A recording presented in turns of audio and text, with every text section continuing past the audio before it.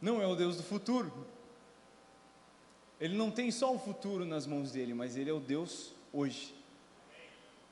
O chamado, os mandamentos que ele tem para a sua vida, não são para algum dia no futuro, eles são para hoje.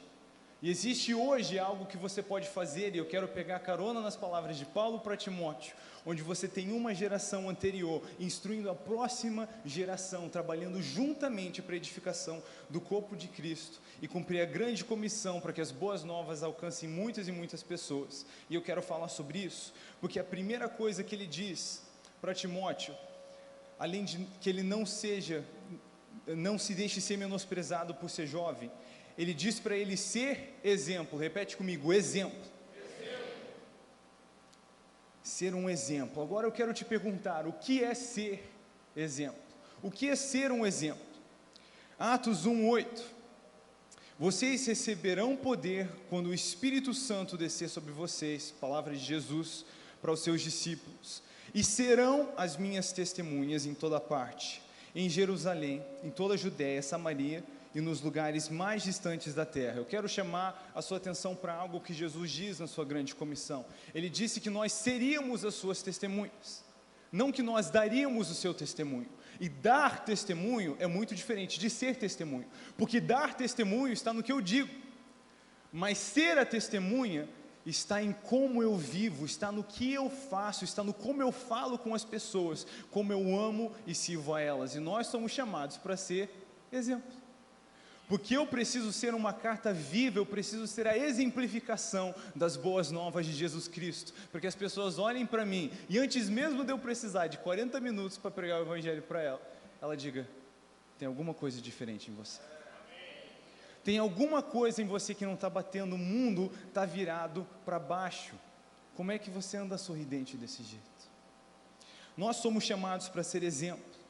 Em Romanos 14, no versículo 17,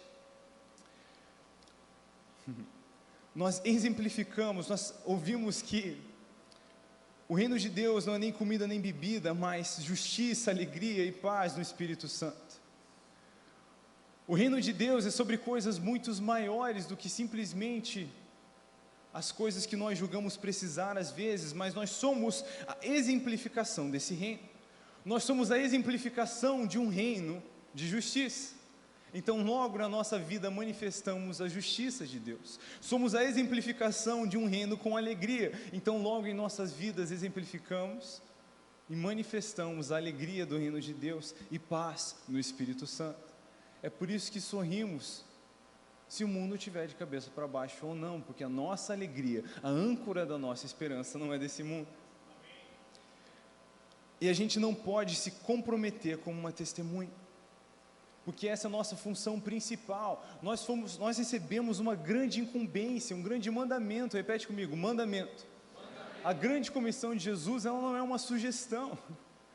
Ele começa com a maior carteirada cósmica da história. Ele diz, foi-me dada toda a autoridade nos céus e na terra, portanto, ide, fazei discípulos, batize-nos no nome do Pai, do Filho e do Espírito Santo e os ensine a guardar as minhas ordenanças.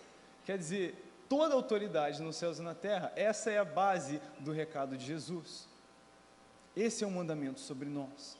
E para que a gente possa obedecer a isso e viver isso de maneira eficiente, nós precisamos de fato viver de uma maneira que seja exemplar. Nós precisamos exemplificar esse reino. E agora, não somente é importante que nós sejamos exemplos para o mundo, porque essa é a nossa principal maneira de anunciar o Evangelho. A gente não pode ser um discurso vazio. Não é isso que ganha as pessoas. Mas além de nós precisarmos ser exemplo para o mundo lá fora, nós também precisamos ser exemplo para os nossos irmãos e irmãs. E como nós somos uma nação de sacerdotes, eu sinto que é importante que a gente fale sobre isso hoje à noite.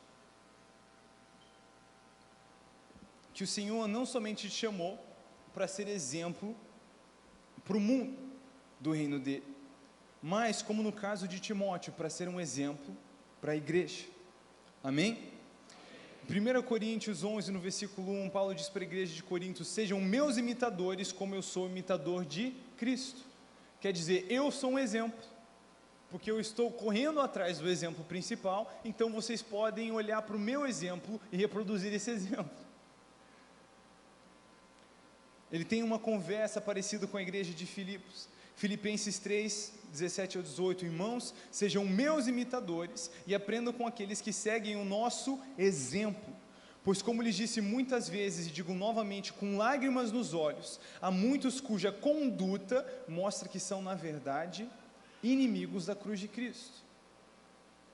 Quer dizer, como que essas pessoas, mesmo no meio dos irmãos, na convivência da igreja, se tornaram inimigos da cruz de Cristo, porque o viver não condiz com o dizer. Então Paulo dá esse lembrete: vamos nos atentar ao exemplo. Nós tivemos um bom exemplo. Jesus nos mostra como precisamos viver. Se olharmos para os seus discípulos, vemos o exemplo de como precisamos viver. E na nossa geração, infelizmente, chega a dar lágrimas nos olhos, existem também inimigos da cruz de Cristo. E o melhor jeito de se lidar com isso, jovem, preste atenção, não é escrevendo um textão no Twitter. O melhor jeito, preste atenção, o melhor jeito de denunciar uma torre torta é construir uma torre reta. Sabe qual que é o maior recado para essa geração lá fora que está deixando de acreditar na igreja?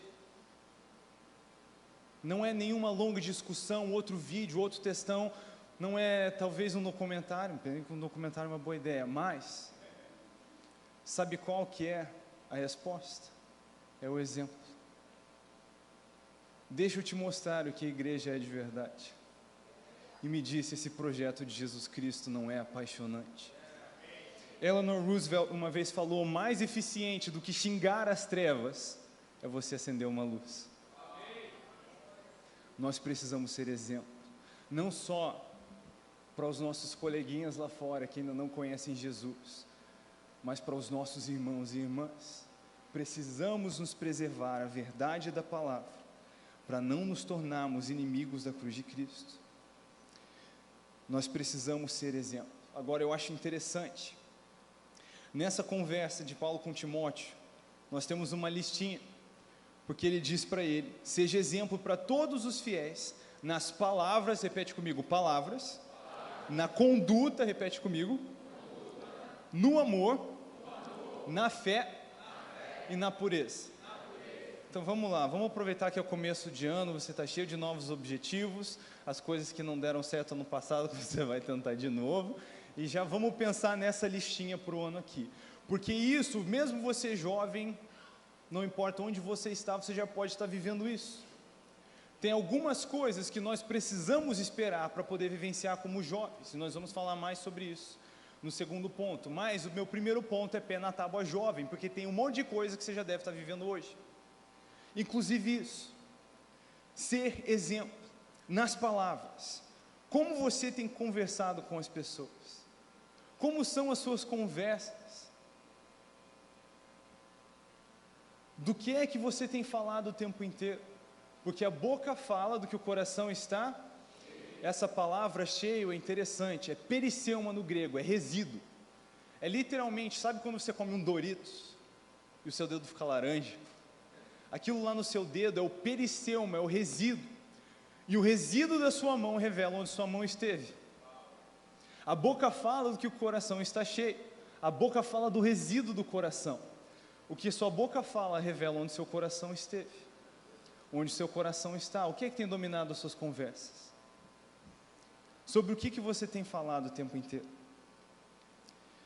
Na conduta, como você tem tratado as pessoas?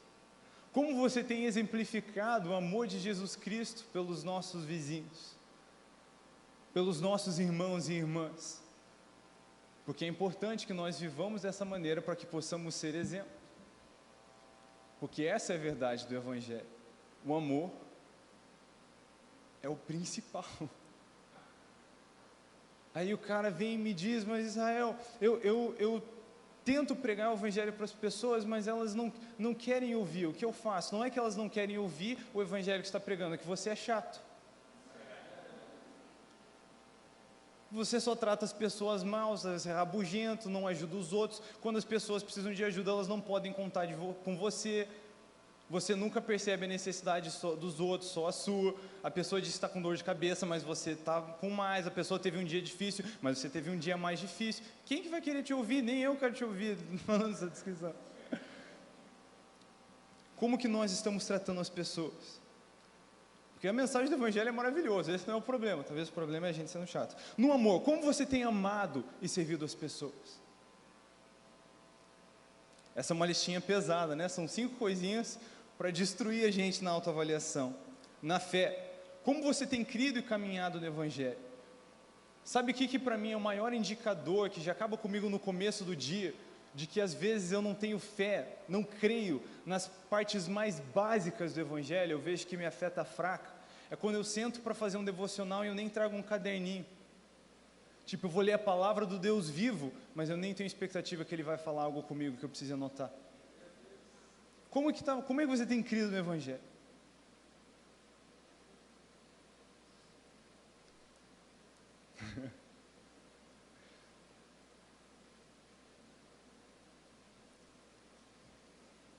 Para refletir.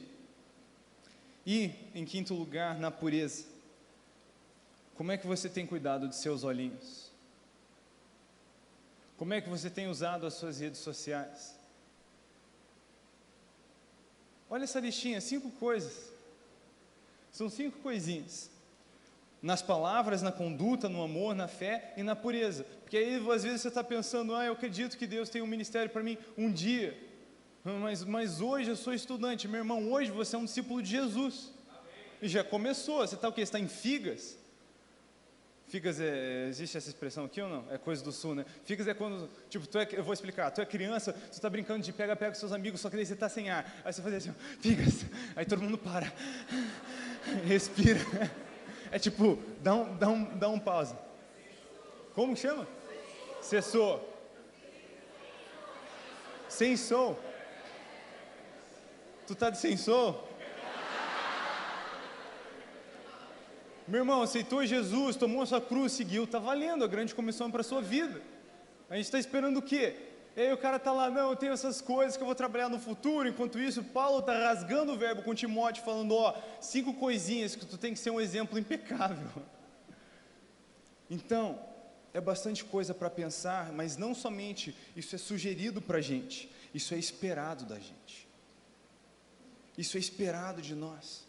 Nós precisamos já, independente de onde você está, você precisa ser exemplo, porque você é uma testemunha de Jesus. Olha para a pessoa do seu lado e diz, você é uma testemunha de Jesus. Então, meu irmão, já está valendo, a gente precisa estar crescendo nessas coisas, não só porque é o desejo de Deus para o nosso relacionamento individual com Ele, mas é que para que o nosso Senhor possa ser conhecido. Que Ele possa ser conhecido. Cara, como a gente trata as pessoas é tão importante. É tão importante. Eu já tive o privilégio de algumas vezes levar meus vizinhos para Jesus, para que eles aceitassem a Jesus. Isso aqui é uma parada importante. Porque se você for um vizinho chato, como é que você vai fazer isso?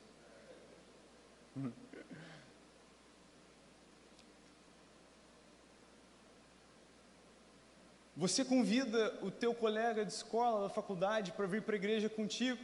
Você quer que ele conheça Jesus. Você diz que é muito bom, só que você passa a semana inteira reclamando da vida. Está desanimado, está para baixo, lidando com tanta ansiedade, tantos problemas. Como é que você vai ser o exemplo? A verdade é que o fardo de Jesus, ele é leve, ele é suave. É suave. Peraí, que fardo? Aquele de desistir da própria vida para seguir a Jesus? Ter que estar disposto a morrer por Ele? Não amar nem pai, nem mãe, nem irmão, nem irmã, nem tia, nem namoradinha mais do que Jesus? Esse fardo é leve. Por que esse fardo é leve? Como que esse fardo tão radical ele é leve? É só se fazer a conta. nós desistimos de tudo, mas ganhamos Jesus. O saldo é muito positivo. Então, em primeiro lugar, pé na tábua, jovem, tem muitas coisas que você não precisa esperar uma certa maturidade maior para viver hoje. Tem coisas que já são esperadas de você, se você caminha com Jesus. Não adianta você ter crise de chamado. Eu não sei o que Deus quer que eu faça. Eu sei o que Ele quer que você faça, discípulos. Ele falou. Por que você está em crise? Sabe qual é o problema? A gente gasta tempo demais pensando no que a gente pode fazer e não tempo suficiente pensando sobre o que a gente deve fazer. As ordenanças de Jesus, elas não são algo que a gente despreza. Eu vou ver o que eu quero fazer da minha vida. Meu querido, sua vida não é mais sua. Você diz sim para Jesus, a grande comissão é uma incumbência sobre a sua vida. Não é um chamado, é uma incumbência. Existe sim um chamado único individual para a sua vida, mas ele jamais vai contradizer a missão que Jesus tem para você como igreja. Na verdade, eu gosto de dizer que o seu chamado individual, ele é mais o onde você vai fazer o que Jesus já te chamou para fazer. Discípulos. Porque a gente quer viver a grandeza. A gente quer alcançar milhões de jovens para Jesus. Mas a gente despreza tanto a simplicidade da grandeza do reino de Deus. Zacarias 4,10 diz: não despreze o dia de pequenos começos. Sabe, só é fiel no muito quem é fiel no pouco. Nós vamos falar um pouquinho mais sobre isso, a gente vai voltar para esse ponto. Mas em segundo lugar, depois de dizer pé na tábua, jovem, eu quero te dizer outra coisa. Você está pronto? Meu segundo ponto, calma lá, jovem. A gente não precisa bater no poste. Olhando para esse conselho de Paulo para Timóteo, eu acho interessante que depois de dizer que Timóteo tem que ser exemplo, repete comigo, exemplo. Quer dizer, tem essas coisas que Timóteo já precisa fazer, já precisa estar fazendo. Mas aí, Paulo diz algo interessante. Ele diz para Timóteo, até a minha chegada, quer dizer, até eu chegar aí, estar com vocês, dedique-se à leitura pública das Escrituras, ao encorajamento e ao ensino. Não descuide do dom que recebeu por meio de profecia, quando os presbíteros impuseram as mãos sobre você. Ao mesmo tempo que nem tudo é para amanhã, jovem, nem tudo é para ontem. Tem certas coisas que nós devemos aguardar para se viver. Até a sua chegada, Paulo, a geração mais experiente, diverte a Timóteo que ele se concentre em conduzir estudos bíblicos simples, com o intuito de encorajar e ensinar os seus irmãos. Porque Timóteo não precisa ser um novo Paulo. Sabe por quê? Porque já tem um Paulo. Já tem um. Essa pressão não está ainda sobre Timóteo. Amados, nós precisamos entender, porque o reino de Deus é assim. Nem tudo é para ontem. Você não precisa imediatamente, rápido, depressa, se tornar um grande mestre da palavra. Até porque esse é um desejo perigoso. Porque os mestres são cobrados com maior rigor. A gente tem que responder por cada palavra que nós dizemos. Você não precisa imediatamente ser um mestre. Você pode fazer uma pregadinha. Você pode fazer um devocional simples. E Paulo diz para Timóteo, meu irmão, você tem que ser exemplo no como você vai falar, no como você vai fazer, no como você trata as pessoas, na sua pureza, você tem que ser excepcional. Mas até eu chegar, faz pregadinha. Porque tem coisas que Timóteo não está pronto para fazer. E ele não precisa estar imediatamente, sabe por quê?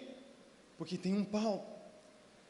Sabe, enquanto muitas vezes a gente olha para trás, às vezes reconhece na geração passada um certo saudosismo, às vezes dizer, no passado foi bom demais, parecido com a galera que queria ir encontrar o corpo de Moisés para sepultar ele, a nossa geração tem andado em algo mais perigoso. A gente gosta de sepultar os Moisés antes do tempo. A gente gosta de dizer para Paulo, não precisa vir, deixa que está tudo sob controle.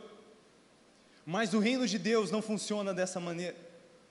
Joel 2:28, derramarei o meu espírito sobre todo tipo de pessoa, seus filhos e suas filhas profetizarão, os velhos terão sonhos e os jovens terão visões. Eu quero chamar a sua atenção para algo aqui. No original, a palavra filhos e filhas, e jovens aqui são palavras diferentes. Nós vemos na profecia de Joel, velhos, jovens e crianças, no mover de Deus.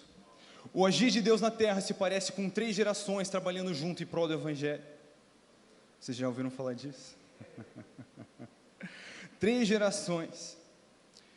Existe um lugar, uma função para cada um de nós, e nós não devemos desejar as coisas antes do seu tempo. Tentar Timóteo a ser Paulo é uma estratégia diabólica para romper a união geracional que é necessária para a saúde da igreja e o cumprimento da grande comissão. Nenhuma promoção que vem antes do tempo vem de Deus, porque Deus não sobrecarrega ninguém com propósito. E essa cabeça individualista de eu preciso fazer tudo, e não olhar para o corpo, quando eu esqueço que não sou eu o protagonista, eu sou uma orelha de um corpo, eu sou um dedão, um pé, um mindinho, e Cristo é o cabeça. Eu não estou tentando construir o meu ministério, a minha narrativa, a minha história, eu estou tentando servir o meu Senhor. E eu preciso entender que essa é a natureza do reino. Então eu preciso entender que eu não preciso ser um dedão quando o Senhor me chamou para ser um dedinho. Eu preciso entender que eu não preciso ser um Paulo enquanto Paulo ainda vive. O meu lugar é de Timóteo. Então calma lá, jovem. A gente vai sim fazer grandes coisas, mas existe um tempo e uma estação para cada coisa. O coração do reino de Deus é unir o coração dos pais aos filhos e dos filhos às gerações trabalhando juntos, segurando os braços de Moisés para cima. É o vigor da nova geração, agindo na sabedoria da geração anterior e preparando com cuidado a próxima geração. Faz sentido? Seria muito mais fácil se nós honrássemos esse princípio e honrarmos os nossos dias de sermos Timóteos. Porque se nós queremos as promoções antes da hora, nenhum Timóteo que busca promoção antes da hora se torna um Paulo.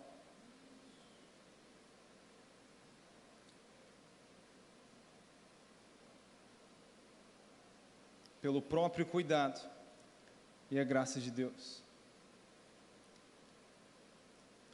Amém? Amém.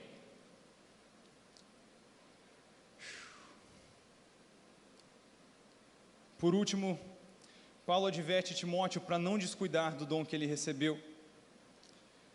Acerca dos dons ministeriais, existe algo que eu acho interessante. Efésios 4, versículo 11 e 12, diz: ele designou alguns para apóstolos, outros para profetas, outros para evangelistas, outros para pastores e mestres, e eles são responsáveis para preparar o povo santo, para realizar a sua obra e edificar o corpo de Cristo, até que todos alcancemos a unidade que a fé e o conhecimento do Filho de Deus produzem e amadureçamos, chegando à completa medida da estatura de Cristo. De novo, nós somos um corpo.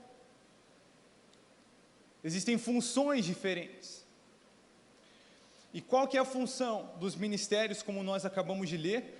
Preparar o povo santo para realizar a sua obra. Agora pergunta, e vale uma resposta em voz alta: que obra? A grande comissão. Algumas pessoas falaram sem medo. Essa é a obra da igreja, é a missão que Jesus passou para a igreja, é a grande comissão, é ir e fazer discípulos, anunciar as boas novas, batizar eles no nome do Pai, do Filho e do Espírito Santo e ensinar eles a guardar todas as ordenanças de Jesus, certo? Então a função dos ministérios é essa. E quem que é o povo santo? É nós, é nós. Então eu preciso entender que o pastor, ele não só pastoreia, ele equipa o povo santo para pastorear. Você pode não ter sido chamado para ser um pastor, mas quem que vai pastorear os seus colegas na faculdade? E o pastor, ele te ensina como é pastorear. O evangelista, ele não só evangeliza, mas ele equipa o povo santo a evangelizar, porque você pode não ter sido chamado para ser um evangelista, mas você foi comandado por Jesus a evangelizar. Então, podem haver grandes evangelistas que passam, nos ensinam, mas quantos deles vão para o seu trabalho? Eles não precisam, sabe por quê? Porque você está lá. E você não precisa de um nariz onde tem uma orelha. É um esforço coletivo, nós somos um corpo, e é essa a função dos ministérios até que nós alcancemos a perfeita unidade do conhecimento de Cristo Jesus. Qual que é o endgame? É a unidade, a gente ser corpo, a gente ser um, como o Filho e o Pai são um. Então, 1 Coríntios 12, 18 ao 28, prepara que vamos ler bastante. Mas nosso corpo tem muitas partes, e Deus colocou cada uma delas onde quis. O corpo deixaria de ser corpo se tivesse apenas uma parte. Assim há muitas partes, mas um só corpo. O olho não pode dizer à mão, não preciso de você, e a cabeça não pode dizer aos pés, não preciso de vocês. Ao contrário, algumas partes do corpo parecem mais fracas e são as mais necessárias. E as partes que consideramos menos honrosas são as que tratamos com mais atenção. Assim, protegemos cuidadosamente as partes que não devem ser vistas, enquanto as mais honrosas não precisam dessa atenção especial. Deus estruturou o corpo de maneira a conceder mais honra e cuidado às partes que recebem menos atenção. Isso faz que haja harmonia entre os membros, de modo que todos cuidem uns dos outros. Você está entendendo? Se uma parte sofre, todas as outras sofrem com ela. Se uma parte é honrada, todas as outras com ela se alegram. Juntos, todos vocês são o corpo de Cristo, e cada um é uma parte dele. Deus estabeleceu para a igreja, em primeiro lugar, os apóstolos, em segundo, os profetas, em terceiro, mestres, depois os que fazem milagres, presta atenção nessa lista, os que têm dons de cura, os que ajudam outros, os que têm o dom de liderança, outras versões vão dizer administração, e os que falam em diferentes línguas. Uau! Agora, amados, eu acredito que desses dons ministeriais, todo mundo recebeu pelo menos um. Tem uma galera fominha que receberam vários, mas eu acredito que todo mundo recebe pelo menos um. Mas, isso é nítido para mim. Eu tenho alguns amigos que eles são muito evangelistas. Cara, e é muito doido, porque eu saio com eles na rua, e no tempo da gente tomar um café, 4 pessoas aceitam Jesus. É extraordinário. Eu vejo eles orando com os enfermos, fazendo umas paradas muito loucas. Outro dia eu estava pregando uma conferência com um desses meus amigos, e aí a gente estava fazendo check-out no hotel, aí ele ficou no balcão assim, olhou pro cara e falou: mano, e ficou olhando assim pro cara, e ele olhando, e o cara começou a ficar desconfortável. Ele olhou pro cara e falou assim: Jesus ama muito você, mano. O cara começou a chorar, ele falou só isso, e eu falei: mano, é extraordinário. Agora, por que eu digo isso? Eu não vejo na minha vida a mesma graça, o mesmo dom, que é como se fosse uma esteira debaixo do pé dele, que faz ele evangelizar como um evangelista. Eu não vejo a mesma graça sobre a minha vida. Eu vejo outros dons na minha vida, mas eu não fui excluído do mandamento de evangelizar, porque evangelizar, anunciar as boas novas, não é chamado, é mandamento. Ele tem uma graça diferente, mas eu sou chamado para fazer também, e por mais que eu não veja a mesma graça na minha vida, eu faço isso o tempo inteiro. Por isso que eu já tenho até os meus ganchos. Eu como no restaurante, o garçom vem depois, trazer a conta, eu falo: mano, a comida está maravilhosa, hoje o clima está bom, agora o meu dia fica perfeito, se você tiver uma boa notícia para me dar. A maioria das vezes o cara fala: putz, mano, não tenho, me desculpa. Aí eu olho para ele e digo assim: então deixa eu te dar uma boa notícia. Jesus está vivo, e Ele ama você. E às vezes isso desencadeia numa conversa, e na pior das hipóteses uma sementinha foi lançada, na melhor das hipóteses já tem um apelo, uma oração feita na hora. Eu gosto de pegar o gancho e fazer as coisas assim. Outro dia eu estava andando de paddleboard, eu passei de um lado de um pescador, mexendo na rede dele, tipo, não tinha ninguém, estava super cedo. Aí eu passei lá dele, eu falei: oi, ele tomou um susto já. Aí eu olhei para ele e falei: você já ouviu as boas novas? Aí ele: quais? Eu falei: as melhores. Ele: Aí nós conversamos sobre Jesus. Ele falou que ele já era cristão, só que ele não tinha se batizado. Eu falei: por que você está falando isso? Por que ele está falando isso? Eu falei: por quê? Aí ele travou: não sei. Aí eu comecei a falar com ele. Falei: mano, Jesus é a coisa mais importante que a gente tem nessa vida. você sabe que o relacionamento com Ele mudou a sua vida, e que você já não é, acho que foi algo do Espírito Santo, eu entendi, o cara estava meio pé para trás, tipo, será que eu deixo o pecado mesmo? Será que eu faço esse comprometimento? E eu comecei a conversar com ele, enfim, o cara foi encorajado a se batizar, numa conversa dessa. Teve outras que as pessoas terminaram lá na igreja. Outro dia eu estava servindo no estacionamento da minha igreja, olha essa história, aí eu estava lá fora, e eu vi uns jovens passando, eles estavam felizes, era tipo, sei lá, um sábado à noite, assim, e aí eles estavam andando, e eu falei, boa noite, comecei a puxar papo com eles, perguntei se já ouviram as boas novas, aí comecei a conversar com eles sobre Jesus, aí um deles falou, cara, eu estou sentindo uma paz tão esquisita, eu nunca fui numa igreja na minha vida. Eu falei para ele, meu irmão, você está sentindo paz aqui na calçada, tu tem que ver lá dentro. Então isso era sábado, mas ele estava com medo de ir na igreja. Então na quarta, ele e um amigo dele que eu encontrei na rua, e fui puxar a conversa das boas novas, eles foram para minha casa, como se fosse reunião de rede, que a gente tem lá. Aí ele viu um pouco dos outros crentes, porque crente é um bicho estranho, tá? Você tem que ir com calma, tem que ter compaixão das pessoas que acham crente estranho, porque crente é estranho. Então ele ficou perto um pouquinho, viu que ninguém mordeu, topou ir no domingo. Então, falamos na quarta, você já ouviu as boas novas, no sábado, na quarta ele foi lá em casa. No domingo, ele foi para a igreja pela primeira vez na vida. E aí ele chamou um amigo, que era um amigo que já tinha convidado ele para a igreja, mas agora estava desviado. O amigo veio junto. Aí esse cara ficou mais aberto. O amigo já vingou e refisgou com Jesus. Aí, o primeiro cara deu trabalho um pouquinho, porque ele trabalhava no domingo, várias vezes, que ele trabalhava com mudança. Mas um amigo chamou outro amigo, e esse amigo trouxe uma amiga também, porque eles estavam desigrejados, querendo igreja, e ouviram a experiência do primeiro amigo que estava desviado e reconciliou com Jesus. E aí, esse outro amigo chamou a mãe que reconciliou com Jesus também, ela chamou a avó que aceitou Jesus pela primeira vez e chamou uma amiga. E aí o primeiro cara voltou agora, e está junto com a namorada dele, conversei com ele esse domingo, e está lá na igreja firmão. Agora, uma pergunta, agora você pergunta, esse é meu dom? Não, velho, sabe o que eu sinto uma facilidade, uma esteira debaixo do meu pé? É sobre pregar, e eu não estou falando que eu prego bem, às vezes eu falo tudo errado, mas eu sei que a sementinha vai, e tem uma alegria no meu coração. Você pode me avisar 2 minutos antes de eu pregar, que eu vou pregar, eu não vou ter dificuldade nenhuma. Pode ter os pregadores mais zica sentados na primeira fileira, eu não vou me preocupar, porque existe uma graça, existe um dom sobre a minha vida. Agora, a minha pergunta para você, qual que é o seu dom?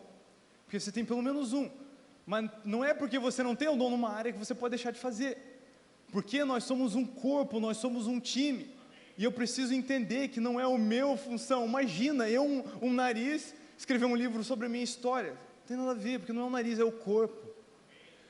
Então, nós precisamos entender isso. Qual é o dom que você recebeu? Você vai descobrir quando você estiver fazendo as coisas. Sabe por que tem muitos de nós, cristãos, seguindo Jesus em crise? Qual que é o dom que Deus me deu? Porque a gente não faz nada. Aí você pensa, não, cara, talvez Deus me chamou para ser pastor, só que ninguém me deixa pregar, eles só querem que eu fique lá na recepção, e tu não vai. Mas aí Deus está tentando tratar o seu coração rabugento, para você ser gentil, e tratar as pessoas com boa hospitalidade, porque você não faz isso, isso é um pequeno pré-requisito para tu ser pastor, entendeu? Então, meu irmão, o lance é servir. A gente precisa entender que empilhar as cadeiras depois do culto e pregar são a mesma coisa. É a mesma coisa. Eu não estou fazendo por aparecer, é para servir o meu rei, e os dois contam no serviço do rei. É por isso que eu e minha esposa, a gente estruturou nossa rotina, uma doideira. A gente sai para pregar, aí a gente volta, vai para a reunião de rede em casa, a gente se voluntaria no domingo para ajudar no estacionamento da igreja, porque, mano, é tudo a mesma coisa. É tudo para o reino de Deus. Em 1 Coríntios 3, do 6 ao 8, a gente tem um drama que a igreja de Corinto está vivendo. Uns estão dizendo, eu sou do time Apolo, hashtag time Apolo. Outros estão dizendo, eu sou do time Paulo, hashtag time Paulo. E agora Paulo vem e diz, vamos parar com essa palhaçada. Porque Paulo plantou, Apolo regou, mas Cristo é quem fez crescer. Meu irmão, a gente é galho. Que glória tem num galho? O galho, ele é alguma coisa esquisita entre a vida que ele não pode ter e o fruto que ele não pode dar. E a gente está querendo, time galho e tal. Pelo amor, que vergonha, nós somos um corpo. Nós somos um corpo. E quando o atacante faz gol, o goleiro celebra. E é na nossa unidade que está a nossa força, porque nós podemos, cada um, trabalhar do nosso lugar, contribuindo para o reino de Cristo. Então, vamos parar com esse mimimi. Tu não sabe plantar? Tudo bem, rega. Você não sabe regar? Tudo bem, colhe. O reino de Deus tem várias funções e etapas diferentes. Essa conversa nos revela isso, porque o processo de plantio é um, o de fertilizar é outro, o de colheita ainda é outro. Existem etapas diferentes. Vamos lá, vamos pensar e conversar. A grande comissão de Jesus acontece instantaneamente? Sim ou não? Não. Tu tem que anunciar as boas novas, o cara tem que se batizar, tudo o preparo que leva tempo, e depois ele tem que aprender a cumprir todas as ordenanças de Jesus. Leva a vida inteira para cumprir, para ser cumprido na sua vida. Então não é um negócio instantâneo. Então imagina, se em vez a gente ficar nesse egoísmo, nesse individualismo que vem do inferno, pensando na nossa trajetória, nosso protagonismo, nosso mistério, a gente agisse como um corpo. Eu tenho uns amigos que eles não pregam, eles não oram por enfermos que são curados, mas eu nunca conheci gente legal que nem eles. Os caras são um imã para trazer gente para a igreja. Ele, às vezes, indo para o culto, convida a gente para ir para a igreja. Quando ele para tomar um café antes, a galera vai. Ele é muito legal. Aí, às vezes, ele aparece com gente na rede, que ele convidou. O cara não é crente, mas foi porque esse convidou, e esse é legal. Aí, lá na rede tem um cara, com o dono do evangelismo. E ele pega ele, gol, time trabalhando junto. Então, vamos parar de pensar, eu não consigo fazer. O que você consegue fazer, pelo amor de Deus? A gente tem que parar de ser uma geração que enterra os nossos 2 centavos. Porque a gente despreza as poucas coisas, a gente quer milhões de jovens. Mas aí, se eu falar para você, se a missão da sua vida fosse ganhar 4 jovens para Jesus, sejam eles desviados ou que nunca aceitaram Jesus, 4 jovens, e cuidar deles, discipular eles o resto da sua vida. Quer dizer, você toma café com 4 pessoas, toda quinzena, toda semana você encontra 2, e passa o resto da sua vida se certificando que eles não se afastam da fé. Aí você pensa, nossa Israel, mas só 4? Se é só 4, por que a gente não faz? Sabe o que aconteceria com o Brasil se cada cristão ganhasse outros 4? Esse é o Brasil inteiro. Aí a gente despreza a simplicidade do reino. Primeiro, Jesus mandou a gente fazer discípulos, não convertidos. Não é entra convertido e sai convertido, tem que ter vivência, por isso que precisa de exemplo. Então nós precisamos entender que isso acontece de um jeito simples. Cara, no dia a dia eu preciso experimentar a grandeza do reino de Deus, eu preciso agir como um corpo. O que é que eu posso fazer hoje? A gente precisa parar de enterrar os 2 centavos, as 2 moedinhas. Precisa parar de enterrar o talento. Sabe por quê? Porque a gente olha e diz, é pouco. A gente não faz. E qual que é o lance? Quem é fiel no muito é quem é fiel primeiro sobre o... Quem que é fiel no muito é quem é fiel primeiro sobre o... Ah, eu queria tanto pregar, mas não prego bem.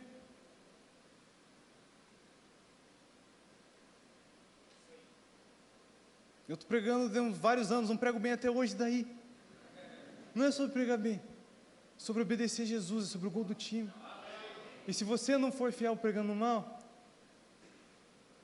por que Deus ia te confiar com mais? Ah, eu queria evangelizar mais, mas eu tenho dificuldade de falar com as pessoas. Escreve mensagem para os seus amigos, prega em texto, em SMS. Aí você faz bastante, aí você começa a praticar falando por áudio. Aí você começa a falar face a face, porque não é uma opção, a gente tem que fazer. Jesus chamou para a gente fazer, e só é fiel no muito quem é primeiro fiel sobre o pouco. Então hoje eu quero te encorajar, como a palavra nos instrui, a não desprezar o dia de pequenos começos.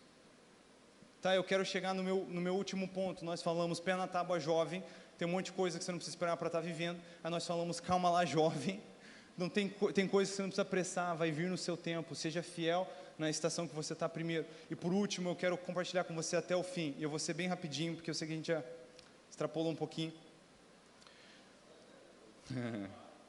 Mas nós não podemos desprezar o dia de pequenos começos. Cara, a gente não pode, porque sabe que essa grandeza que a gente está caçando não é algo muito proveniente do reino do céu. Sabe o que a gente quer?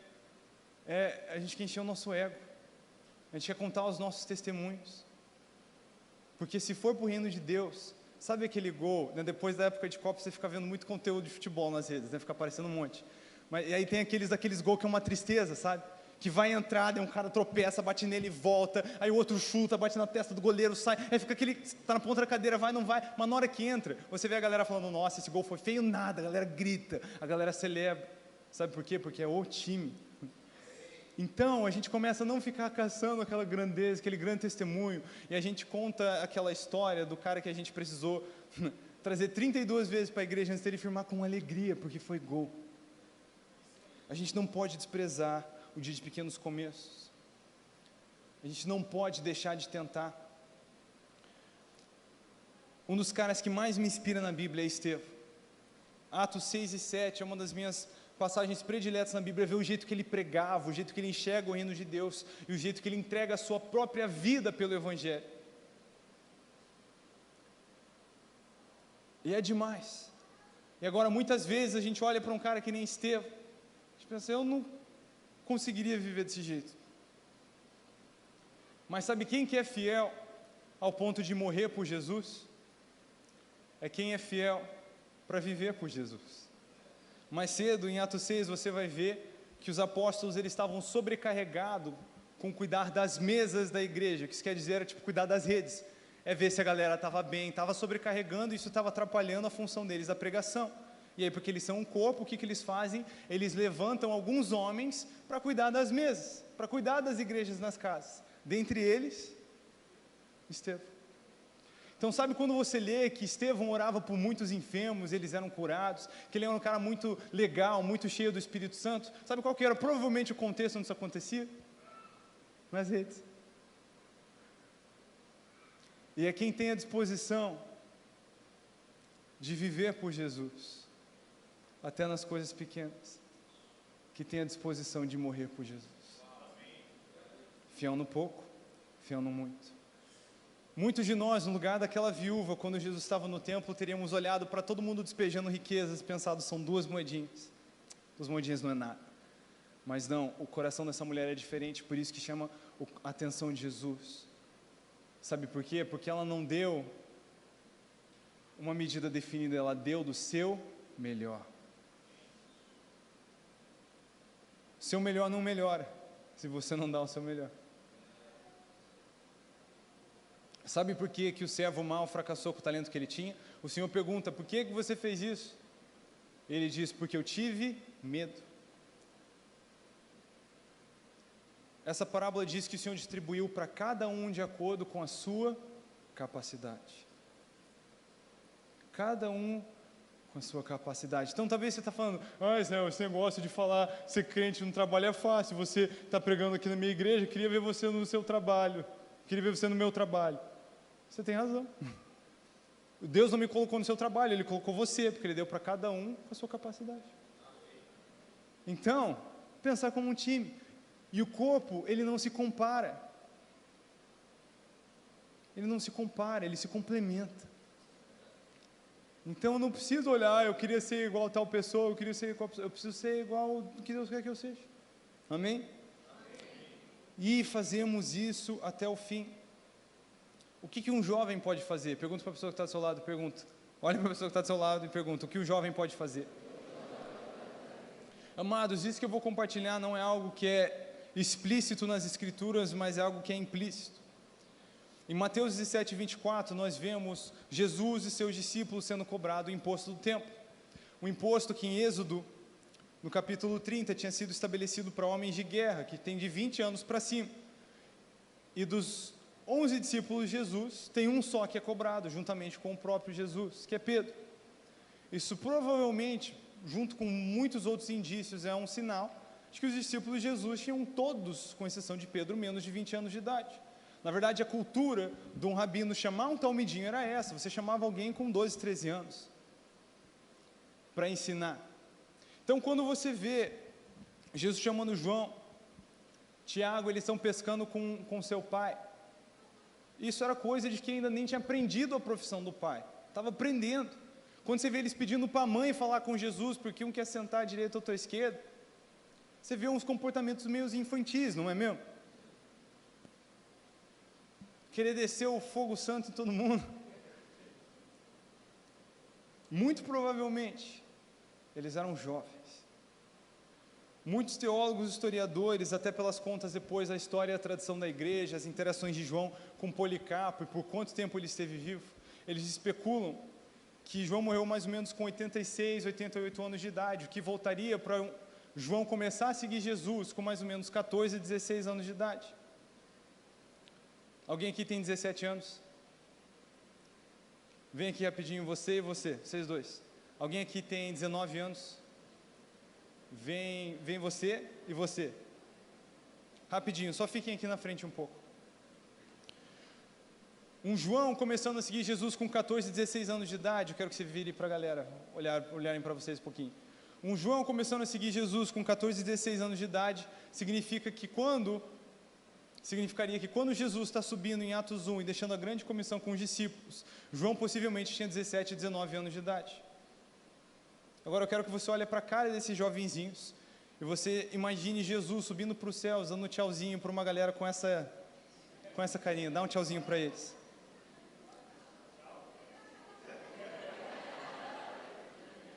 Olha para a pessoa do seu lado e pergunta: o que um jovem pode fazer? Meu irmão, Jesus confiou o futuro da igreja na mão dos jovens e nada mudou. Nada mudou. Ele continua confiando o evangelho na mão dos jovens. E nós precisamos entender e despertar para isso, porque cada dia que eu vivo é uma oportunidade de andar e caminhar para o reino de Deus. Cara, você precisa entender, você pode ser jovem, e eu queria te convidar a ficar de pé. Eu já libero vocês, fiquem aqui só mais um pouquinho.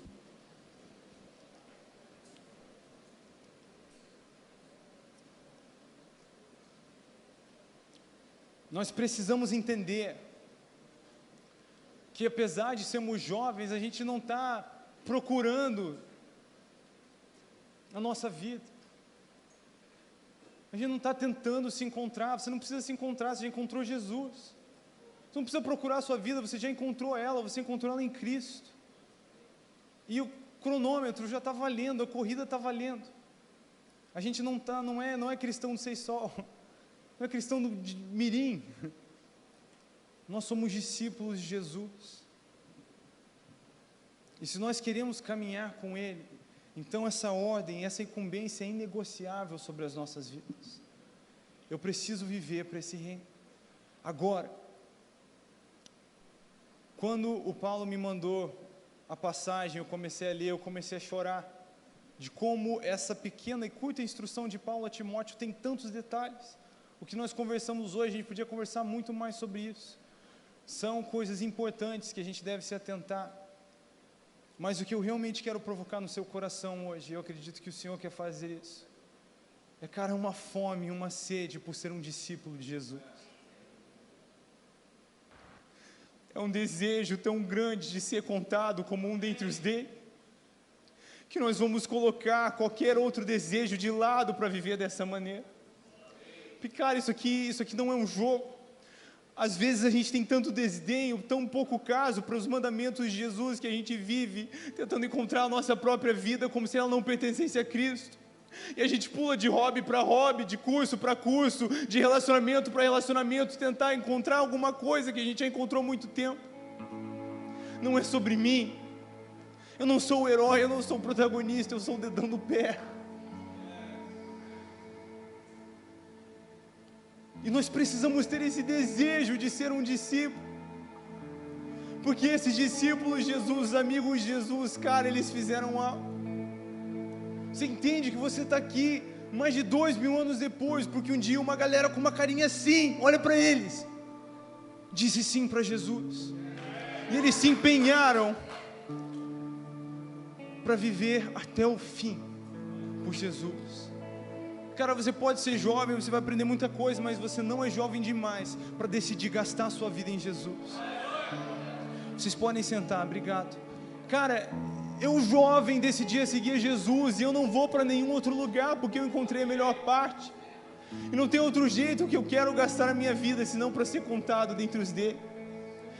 E se você quer amar Jesus, você precisa entender, João 14:21, ele diz: esses são os que me amam, aqueles que obedecem o que eu digo. A linguagem de amor de Jesus é obediência.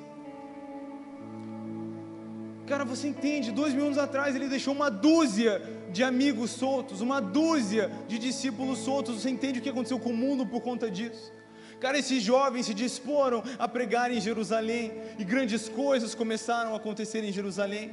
Eles começaram a ser perseguidos, eles se espalharam por mais lugares, os arredores de Israel, Judeia, Samaria, e eles foram discípulos fiéis, e o evangelho continuou sendo pregado. Aí mais jovens se converteram, mais gente se converteu, e aí começaram as viagens missionárias, e o evangelho foi anunciado na Grécia, ele foi anunciado na Itália,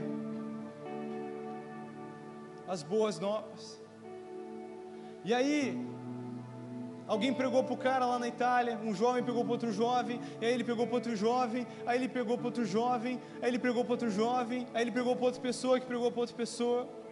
Aí um dia essa família, já por vários séculos agora, né, foram uma família que por muito tempo foi católica lá na Itália, se mudou para a Alemanha, e eles pegaram para uma pessoa, pegou para outra pessoa, e um dia apareceu um cara com uma Bíblia recém-impressa, entrou na casa deles, e perguntou: você já ouviu das boas novas? Aí essa família pegou outra pessoa, esse cara pegou outra pessoa, a moça pegou outra pessoa. Aí um dia eles estavam lá na Inglaterra, o cara estava lá, sem ânimo, a namoradinha dele terminou com ele, foi demitido do trabalho, ele entrou num bar para afogar as mágoas dele no álcool, aí apareceu um cara chamado John Wesley para pregar no bar. Porque mais cedo, um cônjuge alemão chamado Zinzendorf recebeu uns refugiados na casa dele, olhou para as crianças e falou: essas crianças vão ser cheias do Espírito Santo. E aí depois, eles estavam lá num barco cantando, John Wesley falou: velho, eu preciso me converter, eu não sou crente, a gente está para morrer e os caras estão sorrindo. E aí ele foi lá e pregou no bar.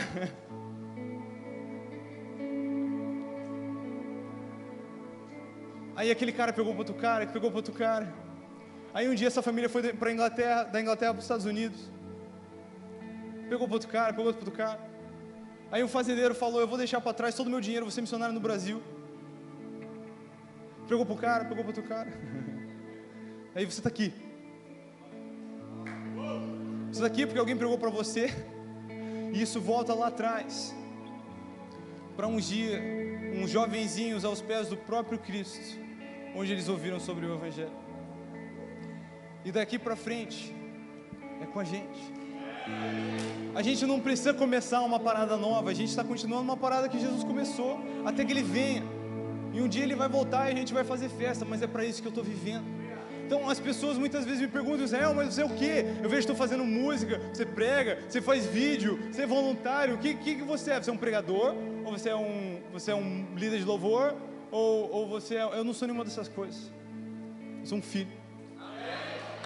Essas são coisas que eu faço, porque o filho faz o que o pai pede, o que o pai precisa. Pai, eu estou aqui, se você precisar que eu varra a calçada, eu vou varrer, se precisar que eu lave a louça, eu vou lavar.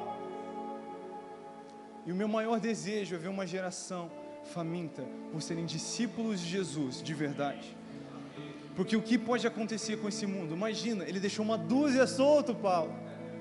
Deixou uma dúzia solto, e olha o que aconteceu com o mundo. Deus nunca precisa dos muitos, Ele só precisa dos valentes. Alguém aqui hoje à noite quer ser contado entre os valentes, eu sei disso. Enfim, faz sentido?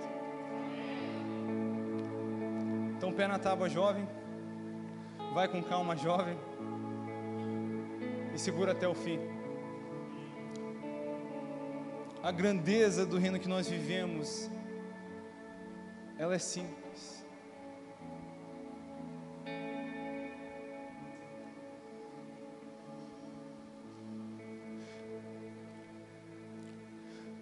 Uma das coisas mais gratificantes que aconteceram comigo esse ano foi uma conversa de estacionamento. Tem, sei lá, 7, 9 pessoas aceitando Jesus por causa disso. Uma vez,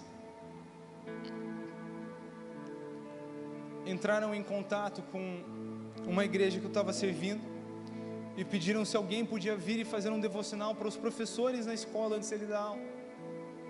Tinha só 2 cristãos, 2 professores cristãos, outros que não eram, mas que queriam um devocional. Eles perguntaram se a igreja tinha alguém para mandar para lá. Aí eu fui para lá, eu fiz um devocional de manhã com 4 professores. Uma moça olhou para mim chorando e falou: obrigado por vir aqui. O que é grandeza? São milhões de seguidores no Instagram, milhares de visualização no YouTube, com várias pessoas te seguindo, te achando legal, várias histórias para contar.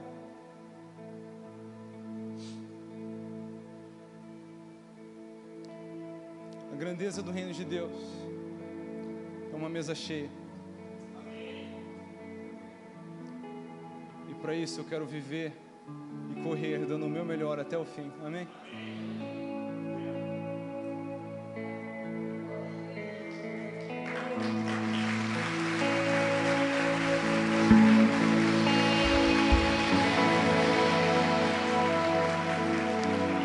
Quem mais? Quem quer ser um discípulo de Jesus até o fim? E não deixar para amanhã o que você pode viver hoje? E não trazer para hoje o que você deve viver para amanhã? E manter o ritmo até o fim? Levanta sua mão bem alto. Paulo, eu falei que eu sinto uma graça para pregar. O apelo não veio incluso. Então, se você quiser, você faz outro depois. Mas esse é o apelo que eu tenho para você. Nada que nós vamos fazer agora. Quando você chegar em casa, você coloca um despertador para segunda-feira. E coloca uma pergunta no seu despertador: como eu posso servir a Jesus hoje? Quem aqui topa esse desafio? Se lembrar de alguma maneira. Senhor Jesus, nós te amamos, estamos aqui e somos seus discípulos. E queremos continuar caminhando nesse legado de obediência, de honrar a tua palavra. Nós queremos continuar andando nesse legado de ser completamente apaixonado por você, até que esse amor nos consuma por inteiro, e te oferecer a nossa melhor parte. Queremos ser fiéis nos pequenos aspectos do dia a dia, e brilhar como luzes resplandecentes nesse mundo, para a glória do nosso Pai. Por isso te damos toda a honra, toda a glória. E hoje pedimos o auxílio do Seu Espírito Santo, que essa mensagem não se ausente do nosso coração, mas que ela nos assombre